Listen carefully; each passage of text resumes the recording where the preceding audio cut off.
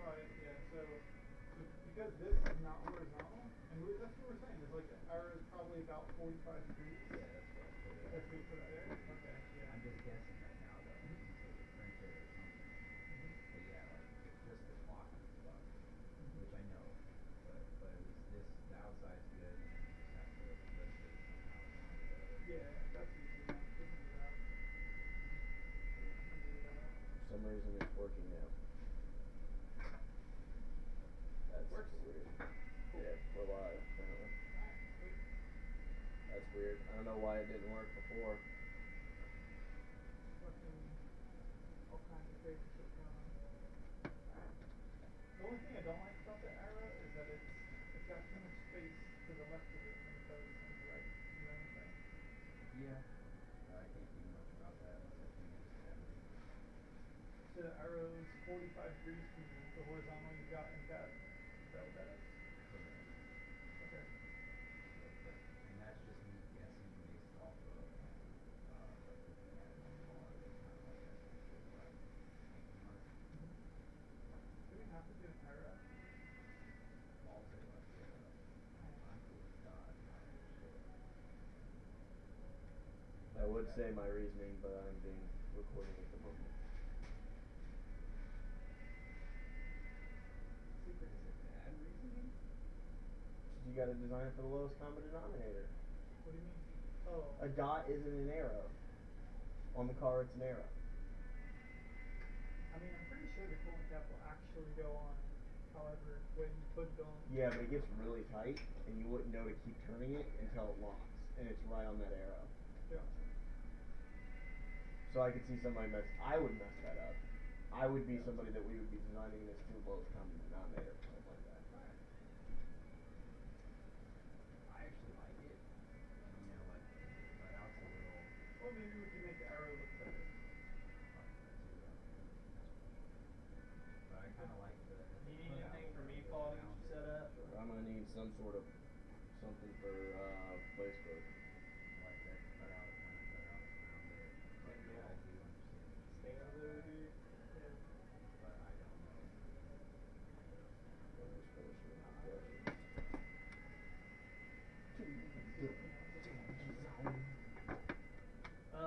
Does your other phone have Facebook, or can we download Facebook on it? If you want.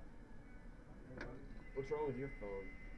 It's old and has a shittier camera than one he has. Than my old one? I can do Facebook. This is an 8. How do you Yeah, do that's a how do you do Facebook That's again? a 6? Yeah, dude. Okay. How do you do Facebook? Oh, flat. Yeah. Cool. So you like it otherwise? Eric? Say what? So you like it otherwise? Yeah. Yeah, the whole inverted thing and stuff, that's cool. I'm down with it. This looks lame, but that one's lame. No, it's cool. I mean, it's the same but different. Same but different. I just don't know if my battery will hold the whole hour if you end up going an hour. Not That's the issue. hard to copy. Yeah. I have no idea. I don't know if mine will either. Well, he's got Facebook. Does your other one have Instagram? What? Whether it's charged or not is a different thing. It's probably not even charged. It just stays in the drawer and dies. That's how mine It's dead.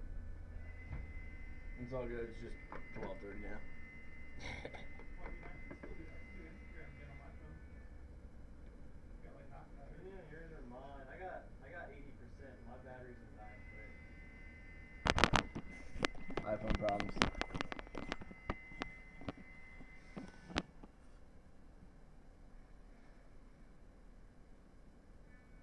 Alright, well, we're just waiting on us to figure out the Instagram part, and then we will start, which Clay is So you're only gonna be on this computer? careful, yeah. I'll move this out of the way, but I should probably take this.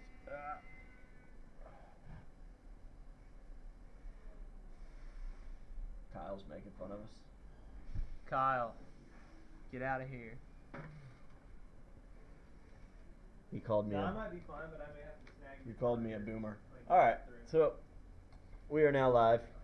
So just So everybody knows what the purpose of this one is. We're doing this off a question from Facebook about how splitter diffusers, kind of basically a splitter without diffusers and a splitter with diffusers, and I thought that would be a good one because we've currently done that fairly recently, and I already had the cases on the server that I could get popped up real quick, so that's why we're doing that one. So you can see we're just looking at the bottom right now. It's CPX, not important. I'll start at the beginning, but I'm going to answer the questions first that were asked online.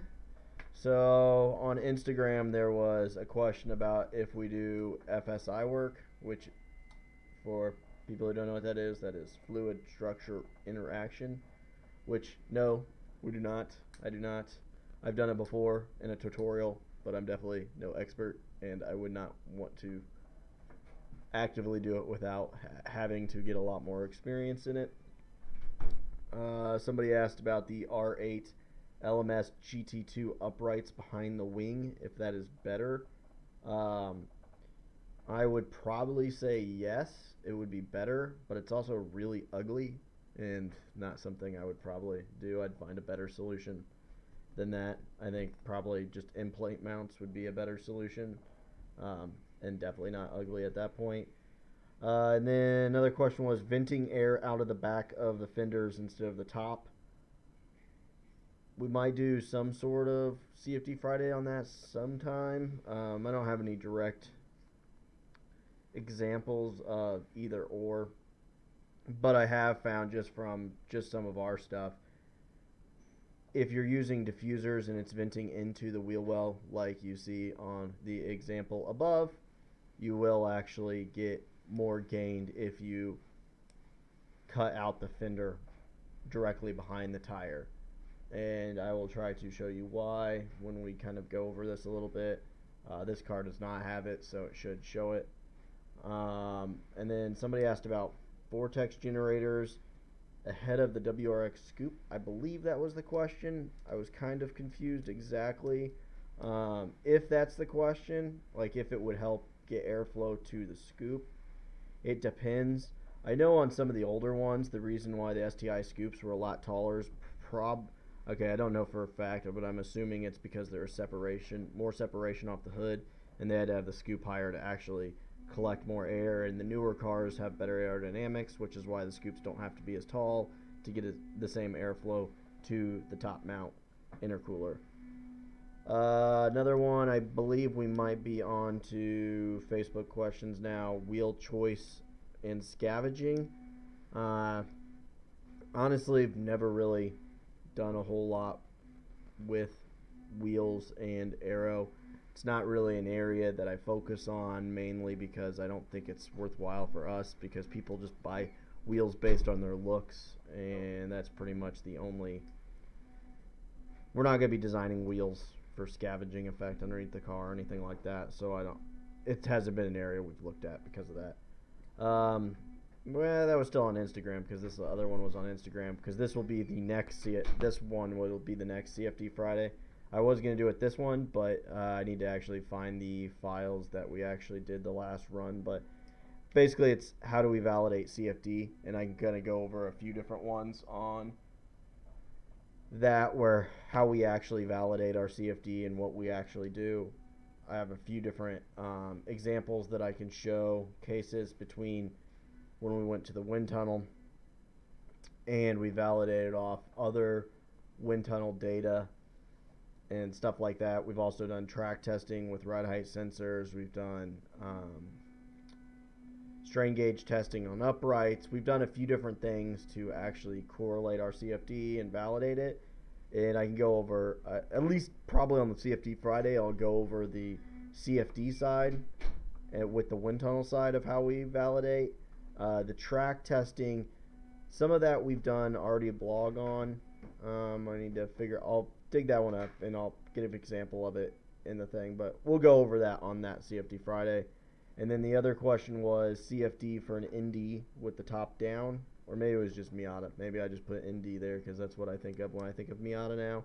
We've never ran CFD with the top down. I would probably argue it's no worse than with the top up, because honestly that car's terrible with airflow off the top. Absolutely horrid. Given I haven't done any for the hard top version, only the soft top version, but it's pretty bad. So those are overall the questions on there. So we will go over kind of the purpose of this CFD Friday and answer questions as they come in. So we're going to start with, let's see here. We're going to switch this. So right now we're looking at CPX, and I'll go over what CPX is. So this is, I believe, the exact same case. I'll have to rotate it. I think they have the same wings. They should have the same wings. Okay, so no diffuser. Where is my diffuser car? Why is it not loading?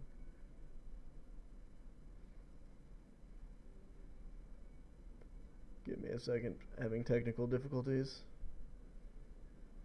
You definitely saw 2 cars there before, so there should be. Did I just freeze this thing? That would be terrible. Oh man. Let's see.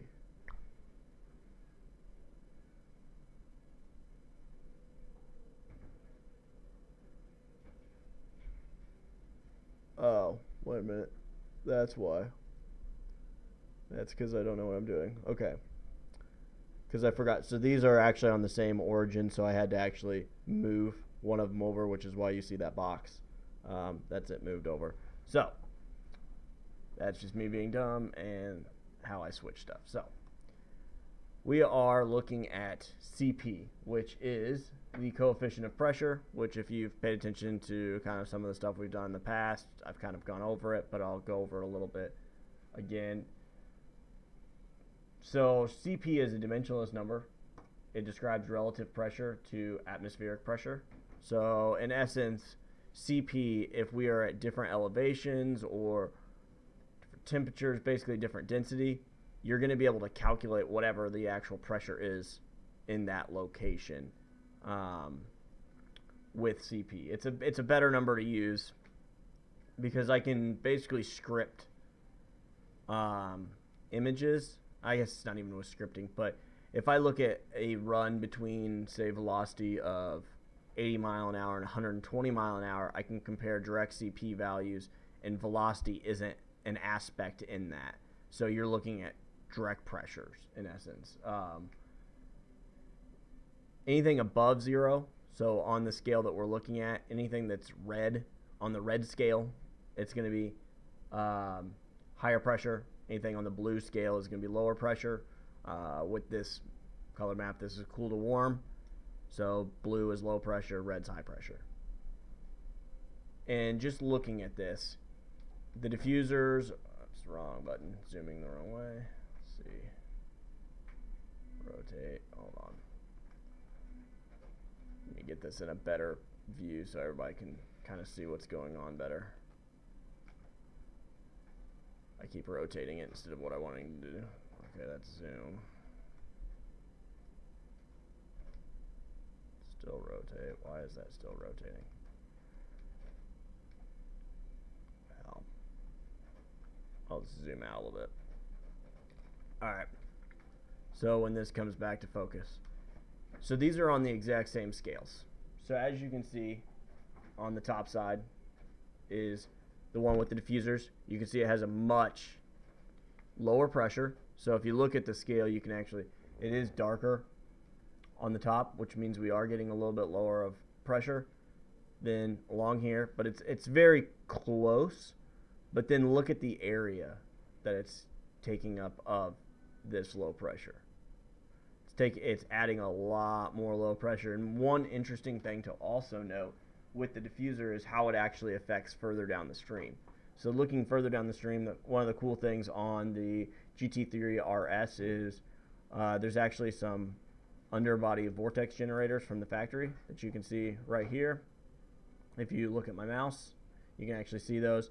And because of the improved airflow underneath the car with the diffusers, you have a much lower pressure zone around that, and you have a lot more lower pressure in the region also. So that is a big effect. And you might be wondering, like, okay, so why does a diffuser do that? So why does adding a diffuser to the front splitter increase the overall low pressure zone on the splitter itself? And that's because the front diffuser basically increases the work done by the splitter blade itself. So if you look carefully, you can actually see that the peak low pressure of like the diffuser is at the very beginning of it, which is called the throat of a diffuser. That's just a technical term. So if you're ever looking this stuff up in a book or something, that's considered the throat of the diffuser, is the initial turn up. And that's going to be its lowest pressure region on the diffuser. And as you see going down the x-axis, which is down the length of the car, that you aren't getting a super low pressure on the diffuser itself. But that's not really the key of what you're looking at when you're adding a diffuser. You're really looking at the effect that the diffuser has on the splitter blade. And what that's actually doing is you want to move as much air underneath the diffuser, or underneath the splitter. And what the diffuser does is it increases that mass flow rate that's able to go underneath the splitter.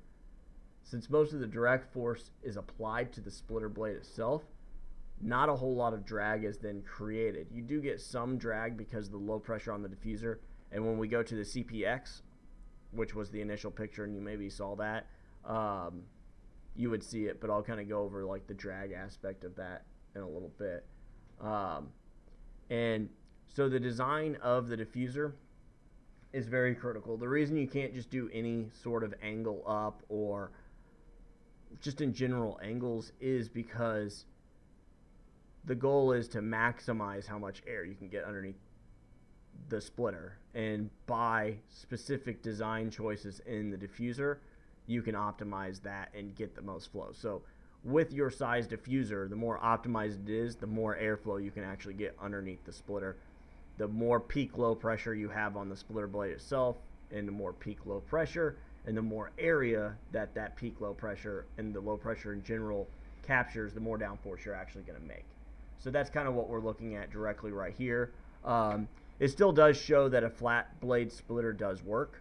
So I've seen people say that adding a flat splitter doesn't work, given that's not the norm of what people say, but they definitely do work. As you can tell, it's kind of doing some crazy stuff underneath here of how the low pressure is actually acting, where I would say the one with the diffuser out is more normal to what I would see on a splitter blade.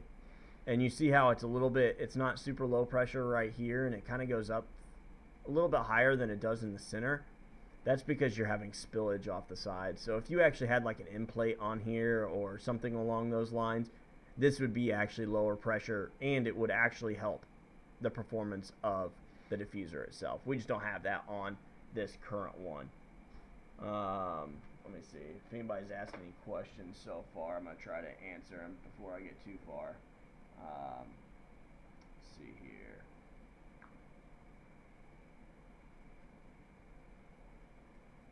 Alright, so looking at Instagram, somebody asked, are you running your CFD stuff in a farm you made or paying for other servers? So we run these in-house on our own hardware, and then we can actually, because we're using OpenFOAM, it makes it really easy to do offsite computing through the cloud too, which I've dabbled in a little bit, and we might do for certain things. And then on Facebook, does the surface area of the splitter blade matter, or can everything after the trailing edge become a diffuser? So I don't have a definitive answer on that. I've kind of played around with it a little bit on both ways, and I have my own assumptions, but without actually having better data to share, I don't want to give a definitive. How I am leaning is that you want some area on the splitter, and I would not want to start the diffuser immediately. However, that starts to get into a fine area of, are you looking at a splitter blade with diffusers, or are you looking at more of a front wing? And then a front wing, you're going to start running into some different things. So it depends a lot. And then another question is, how much does tunnel size affect the amount of force? For example, something with an 8-inch throat versus a 15-inch throat. It does change. There's a lot that goes into what you're going to do. There's also a difference between length, how much it's actually expanding. There's a lot of things that go into it. I would say length and the throat length and the expansion all go together. And I can't say for sure that necessarily increasing the throat will always increase the downforce comparatively to equivalent length of a diffuser. Hopefully that kind of makes sense, and I didn't kind of, because they all work together. And if you say have a really, really long diffuser with a really small throat, and you increase that throat, that very well could increase how much air you can get underneath the car and how much downforce you can make. However, what if you already have a really long throat and your throat's kind of already at the maximum that it can really handle with the length and the expansion ratio? Increasing that throat won't necessarily increase that downforce.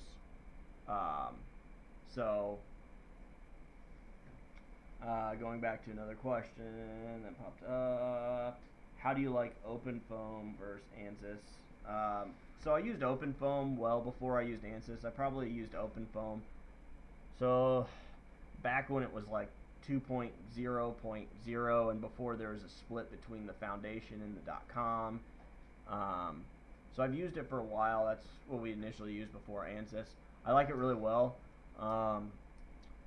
Basically, when we stopped using ANSYS, it was a cost thing for us. It's just really expensive once you start getting into running on a lot of cores. And the ability that OpenFoam can do has increased pretty dramatically. And since we already kind of knew how to use it, it wasn't that big of a deal switching back to it, and the meshing got a lot better. There's a lot of things in it that got a lot better that we're now very happy with it. There's a lot you can do with OpenFoam that you just can't do with other software as easily. Like running on the cloud, it's a lot easier. Everything in OpenFoam's text files. So you're looking at text files that you're uploading to the cloud, and then some CAD data that you're uploading, and then everything runs. But that then file that you're uploading is much smaller than if you set up a case of, say, ANSYS on Fluent and then uploaded that same case. So there is a lot of benefits with it on the cloud. Plus there's no licensing, so you don't have to deal with licensing and any of that stuff. So I lean towards I like OpenFoam. I'm a big Linux person. I like using Linux in general. I like open source software. I like to use OpenOffice over Microsoft products a lot of times. So there's a lot of things that me personally I like over it. I like how simple it is to change cases with things. Like between these two cases, all I did is upload new geometry, and then in my force calculator I just have it call out the front diffuser, so I can also calculate the front diffuser loading, and then everything else stays the same, and I can just run command prompt scripts and it runs again. It's very easy overall once you kind of get the learn of using Linux and stuff like that. Before anybody asks, I wouldn't really recommend running OpenFoam on Windows. It's a lot slower. It's honestly not worth it. If you're going to be looking into OpenFoam, learn how to use a Linux software. Whatever you want to use is fine. Ubuntu makes it really easy if you want to use the foundation version, which is the .org, because you can easily install it. They have quick things without using Docker. And if you want to use the .com, I forget who it is. If you go to the .com version, there's somebody who offers that one also, but you can install them. It doesn't really matter what package you use. You can install them on any of them, but those will make it easier. See, do you run into problems terminating the front diffusers into the front wheel well, especially if there's no venting in the front fenders? Where does all that volume of air go, or typically should go? So you do run into problems, but so the definition of problems will be different for everybody. So it's kind of like one of those, it's a compromise. So if we hack out the whole backside of behind the front tire, will the front diffuser make more downforce? Yes, but no one's going to do that on their $250,000, $300,000 Porsche. So we don't really do it on this car. If we did, it would definitely improve performance for sure. And you do have diminishing returns. So like the diffuser that's on this car isn't necessarily the same type of diffuser I would design if I'm designing one that'll go into, say, a time attack car where you can cut out the whole backside behind the front tire. You can get away with a lot more expansion than you could on a street car setup where you have to have a full fender. So basically you get to a point where you can't flow any more volume because of the fender wells and because of what you can actually get out, and that will limit then what you can do. And then if you increase the expansion ratio more so than what that can handle, you will start having issues. You'll have, I hate saying separation, because I don't think separation's the full story. Like everybody says you need perfectly attached flow, which isn't really true. There's a lot that goes into, I guess, stressed flow per se. But you could go with a bigger expansion rate if you cut out the front fenders. How about running Ubuntu inside of Windows? Do you get any of the speed? Honestly, I've never done it. I know you can run Ubuntu inside of Windows 10. Still not a big fan of it. It would be fine if you are looking at just kind of learning it and running basic stuff. But once you start running into full car analysis, you're going to need bigger computing, and you're never going to want to run Windows at that point. Can we chime in here real quick? Go ahead, chime in. All right. So I'm a big fan, by the way. This Eric, where are you looking at? Just these guys, yeah. So yeah, the Linux and Windows combination. If you need both, like here we use both. Our modeling, NX and whatnot, we definitely need to use Windows. So I would actually recommend, if you need to use both operating systems, do it the other way around. Set up your Ubuntu or whatever Linux flavor you're interested in on the bare metal, and then you can use KVM hypervisor to host Windows. That actually works really well. You get very little performance loss. And then what's nice about that too is your OpenFOAM, which is very, what would you call it, like resource, it consumes a lot of resources. That's the stuff you want on your bare metal anyway. So just want to chime in there with that. If you need both systems and you're looking to do OpenFOAM on Linux, I definitely recommend putting the Linux side on bare metal and then using a hypervisor to host your Windows. Thanks, sir. You're welcome. He definitely helps with all of our computer issues. Usually when I have issues, it's definitely, he fixes them. So yeah, that's on the computing side. Also, running Linux makes it easier if you ever want to run server-based stuff. When you start running into licensing and stuff, Windows costs a lot of money when you start getting into that kind of stuff, comparatively to Linux, as long as you're not worried about learning how to do things. Alright, so now we are going to switch to CPZ. So one thing, okay, hold on, before more questions pop up, and stuff, to answer the Ubuntu question, you can run it in a virtual machine and source about 90% of your resources to the virtual machine. However, you'd still be running. Yeah, we've used VirtualBox before. You still want your Linux to be really on your bare metal machine. So, like what you're looking at right now, this is actually Linux on a bare metal machine. It's just we're remoted in from my Windows machine. So we are actually on my main CAD station, but I remote into the Linux machine to control everything. So all the CFD, all the post-processing, well, I shouldn't say all the post-processing. Most of the post-processing and all the CFD is done on the Linux machine itself. I will sometimes transfer cases over to Windows. I'll open it with ParaView, because ParaView, which is what you're looking at right now, is on Linux and Windows, and you can use it no problem. So go about that way. But yes, I would still recommend running it on the bare metal machine.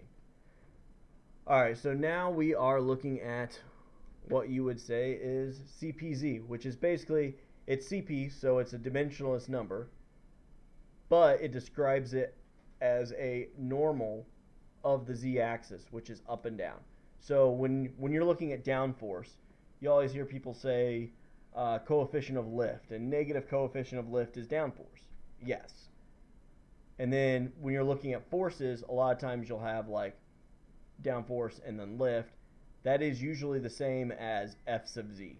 So if we're looking at F sub z, that is the force in the z direction, which is downforce or lift. That is using normal coordinate systems from motorsports, automotive, and aircraft. I think aircraft actually developed it because that's usually who develops all the standards on that kind of stuff. But so when I'm talking about Z, so CPZ, that is in the downforce or lift arena. So when you're looking at these, a negative value means it's creating. Okay, so hold on, so blue on the bottom side is going to be what's creating downforce, and red's going to be what's creating lift. And then if I go over to the side, you can see that the side of the car, you don't see a whole lot. It is, what are you looking for? Oh, I don't know where it's at.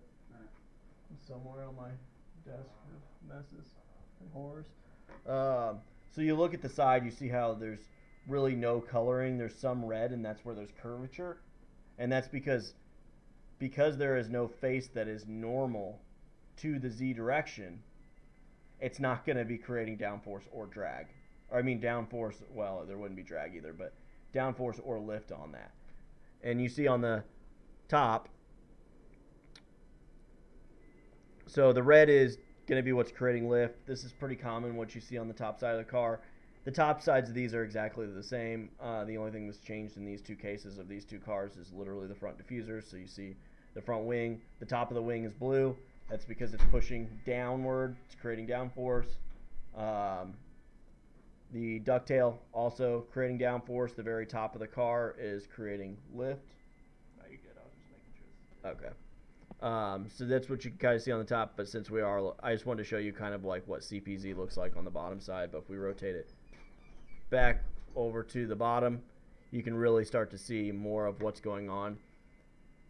On the rear, by the rear tires, you actually see it has some tire deflectors, which is why there's some higher pressure and it's creating lift right there. That's good for drag, though. You can actually see how that affects the high pressure on the rear tires. Let's see, notice tops are the same, but the splitter changing lift. So yeah, you can definitely see how that's affecting the rest of the car, and you can see how actually some of the cool effects that you can also see, even though the diffusers are different on it. Look at how it affects the rear tires, and how much different that lift that it's applying actually on the rear tires, which is why when you're looking at making changes on the car, just because you're changing, say, a front diffuser or a rear diffuser, adding a front diffuser, it makes sense that it's going to change something downstream of the car, but it'll also change upstream of the car. And because you actually have front diffusers, you're going to get more air underneath the car, which is affecting air in front of the car more so. And if you had a rear diffuser, that rear diffuser is going to affect stuff in front of it and behind it also. So you always have to look at the full picture when doing this. Let's see, I can't find Varus Engineering channel on YouTube. It should just be Varus-Engineering. The person who asked that on, I believe, Instagram. What, for YouTube? Yeah.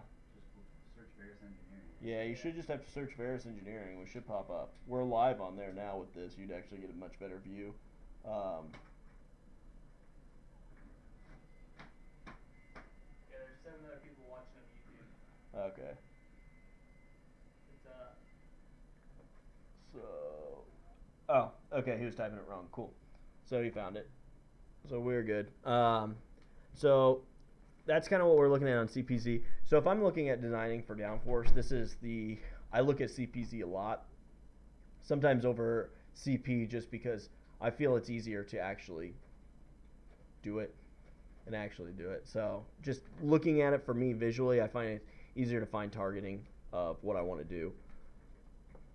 And if you're curious, like basically all this is literally CP, and you multiply that by the normal that you calculate on the surface. So if you're using ParaView, it's not that hard. You can Google search how to find generate surface normals and stuff. That's basically how it is. CP is calculated how it always is calculated. You can find those equations on Wikipedia and stuff. So all of this is fairly easy to do. If you run a case, you can calculate most of this stuff fairly easily without a problem. These are pretty standard plots to look at when you're looking at surface plots of the car. Now let's go to CPX, as that is the one thing that you can definitely notice a lot of difference, where you can really see the front diffuser. Because before, the front diffuser was kind of hidden under a lot of blue and low pressure, and with the CPX you can really kind of see a lot more, and that's because you're going to be creating drag with the diffuser just inherently from the vectors on the surface of the diffuser themselves. So because you are going from this does have a little bit of drag on the main diffuser itself. You can see that it's a little bit light red, and that's because the car has some rake. And because the car has rake, you do have a vector in the X direction if you go normal to the surface. So that is why there is some drag on the surface of the splitter. Now when you go to a diffuser, the angle is increased even more, which is why you will get that vector. However, diffusers are still very, very efficient downforce producing devices for front splitters. It will turn, front splitters are usually pretty efficient in general, unless you're going crazy and have a bunch of winglets and plates and stuff like that. But splitters, a lot of times you can get by with installing a flat plane splitter and not increasing drag, or sometimes it could decrease it depending on the design of the car. Diffusers, you'll usually get an increase in drag over like a factory setup, but you're creating a lot more downforce. So that's usually kind of what you're looking at. And this is, you can definitely see where you have much more aggressive angling on the diffuser when, let's see if I can figure out how to pan. For some reason I forget how to pan in here. I don't actually open up stuff in there we go. In ParaView a whole lot. I usually have stuff scripted now, so I don't actually have to open it up. It automatically spits out the images I want and how I want it. And I don't exactly I use this color plot, but it's a little bit different. I spread out the white area a lot more, so I notice colors a little bit more, so the gradient's not as close at 0.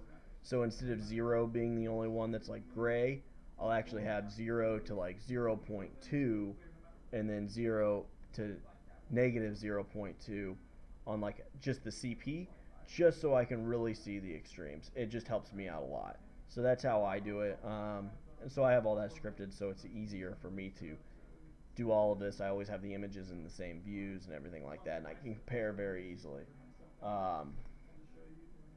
So you can actually see where the diffusers themselves are. Let's get rid of the no diffuser so you can kind of zoom in a little bit here. You can kind of see that the shape of this isn't, oops, wrong button again. Oh man, go back. Let's see, now making it back into the, and then rotating it a little bit. You can kind of, once that loads all the colors and stuff, you can see how this changes. That's because of the way the diffuser is actually shaped. So I'm not one that's going to say that making a diffuser at say 7 degrees is the best way to make a diffuser. That's just not how I go about making diffusers. I don't view diffusers as an angle or anything like that. There's a lot more that goes into the surface and shape of a diffuser than any of that. So you can see that with CPX you can kind of get an idea of the curvature and where it's located on the diffuser and how. kind of for what's going on. So that's a good way to look at it. And somebody who asked a question about drag for tires, you can see how red they are.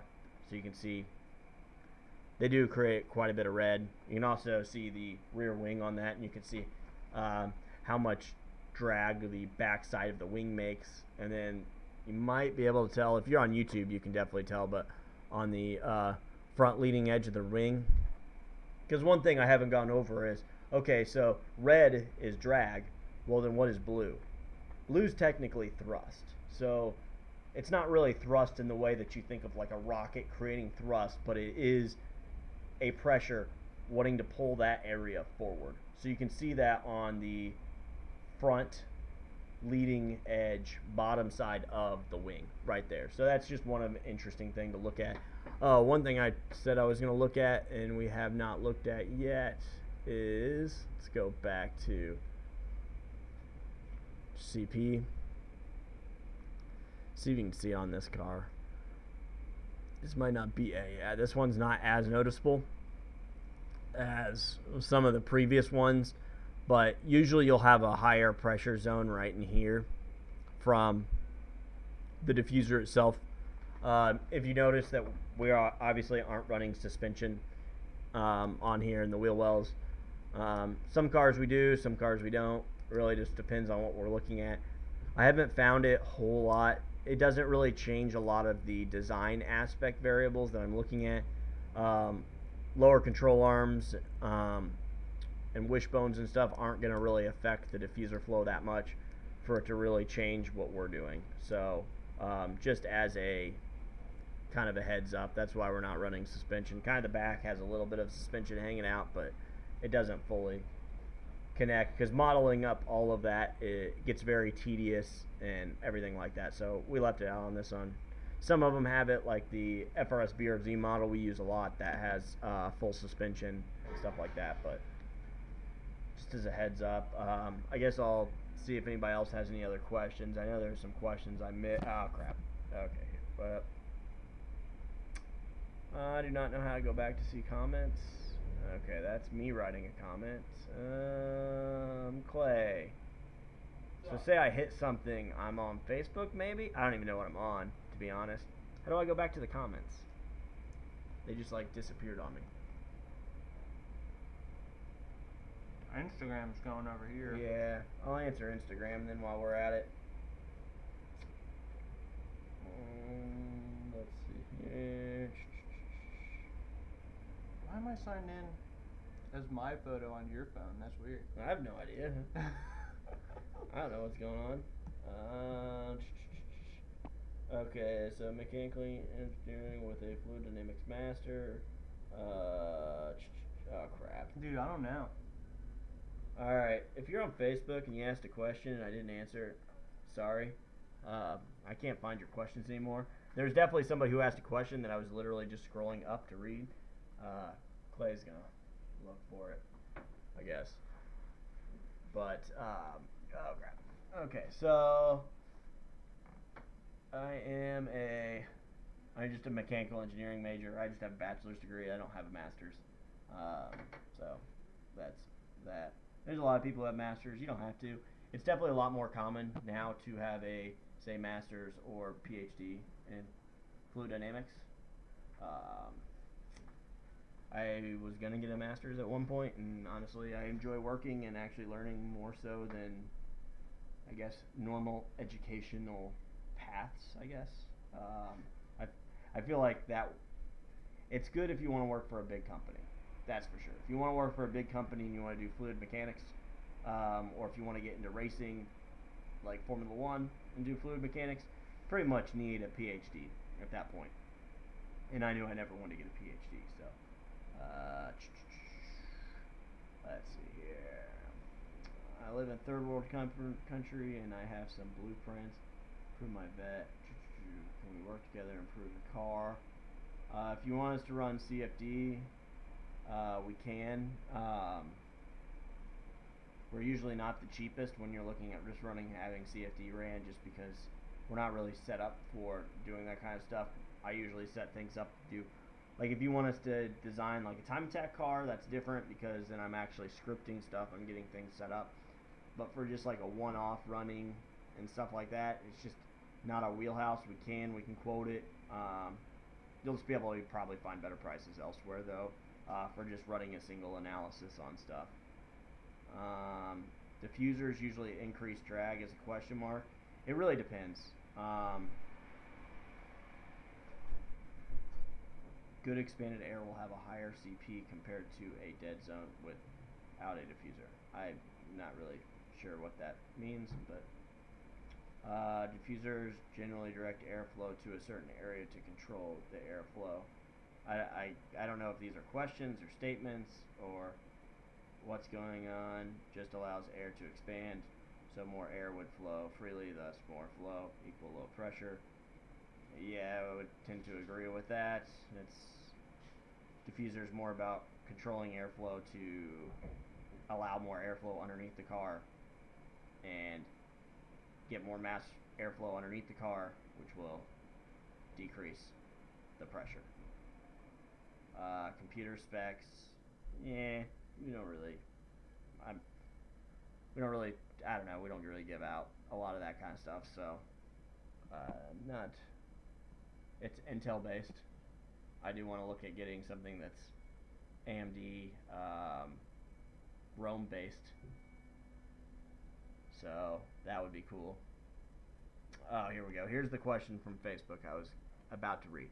How would front diffusers interact with a flat floor? Like, would you want them all vented towards the wheel well, or would a straight tunnel terminating into a flat floor work as well? You can, we've done both.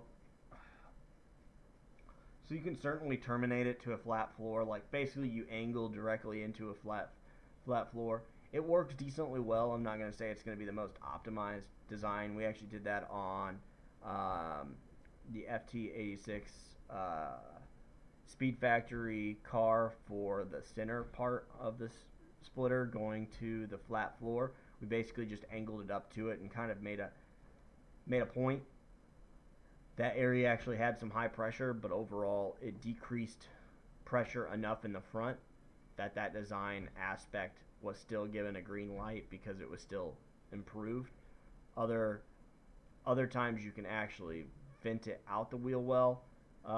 Sometimes though, if you want to use the flat floor to create downforce into a rear diffuser or tunnels in the rear, you need to get airflow down there.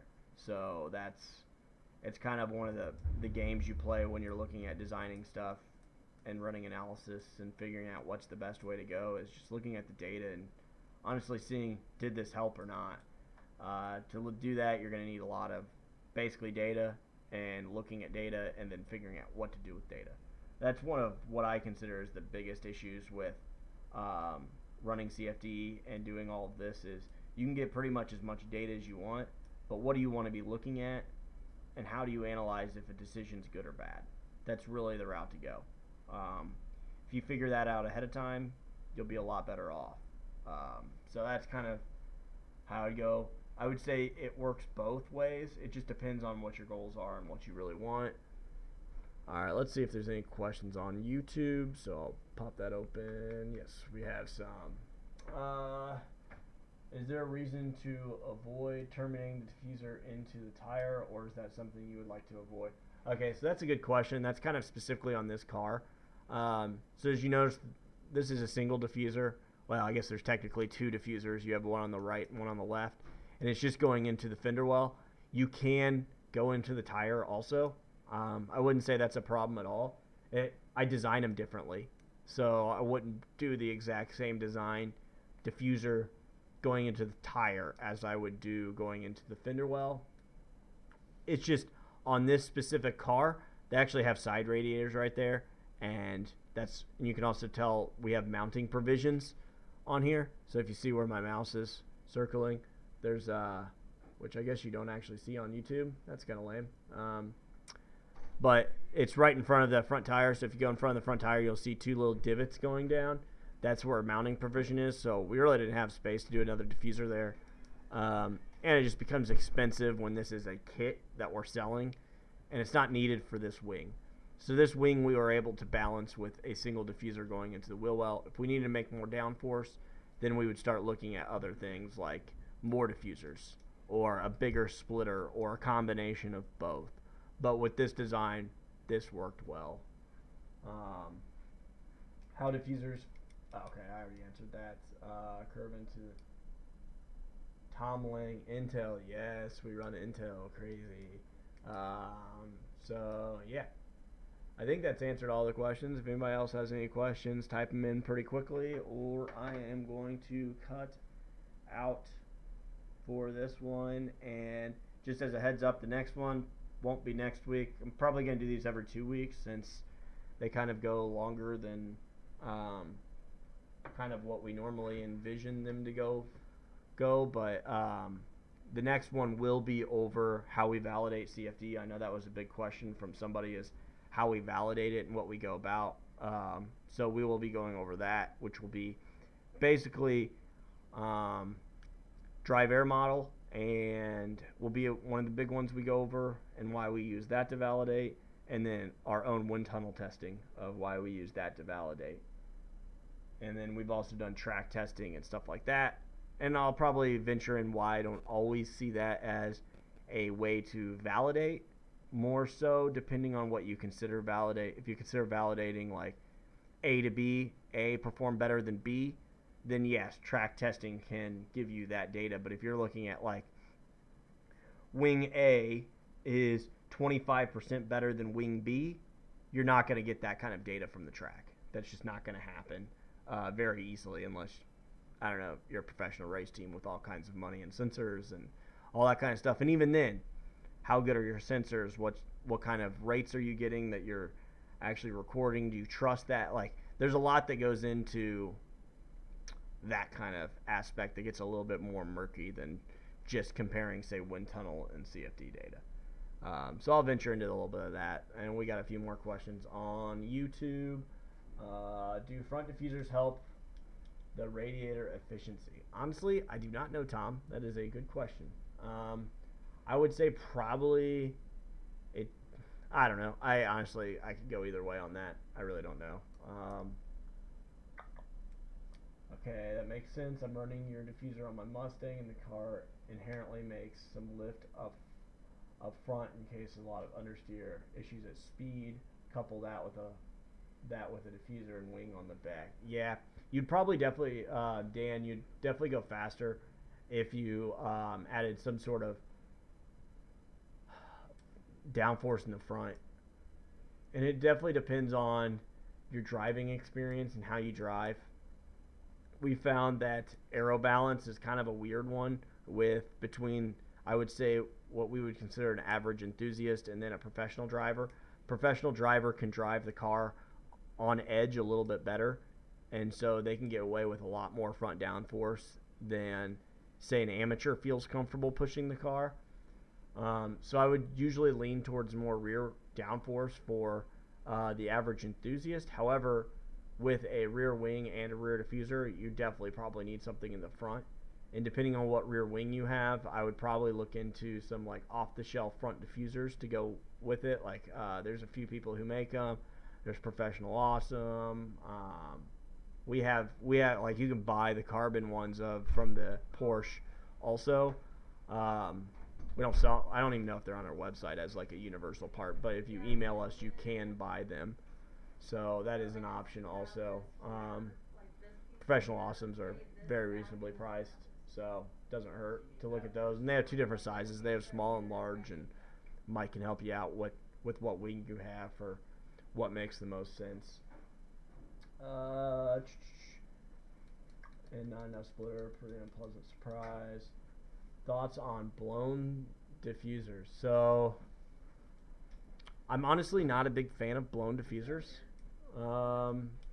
The reason is I a lot of times I feel like that's looking for, I guess if you ever heard the old adage, like the 80-20 rule, get 80% there, and then the last 20% to try to get 100% requires exponentially more work to get there. It's kind of how I feel about blown diffusers. I feel like blown diffusers would be like that last few percent that after you get everything else, and I just don't think it's worth it on these types of cars when you don't have to deal with any sort of regulating bodies or any sort of rules.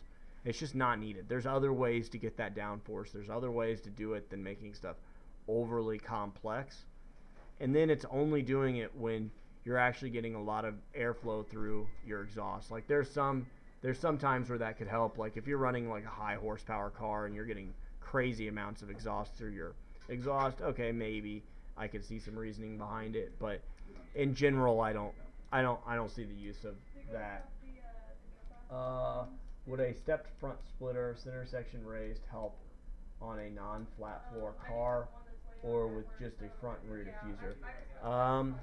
So the step splitter, that's mainly so you don't stall out the underbody of the car if you have tunnels and stuff. I really don't think that's useful on most street applications. Now, if you're running a crazy underbody car for like time attack or something, yeah, you could start running into those kind of issues and stalling. It kind of helps with the porpoising down the track, so you don't have like, you're not basically creating a ton of downforce. The car's lowering, and then it stalls, and then it lifts back up, and then it starts making a lot more downforce, and it starts coming down again. That's going to start causing a porpoising effect, and it does help on that, but unless you're at that point, it really doesn't matter. I wouldn't, if I were you, I would not go about that if you didn't have a full tunnel car. Even if I had a flat bottom with a good rear diffuser, I still wouldn't do a step splitter.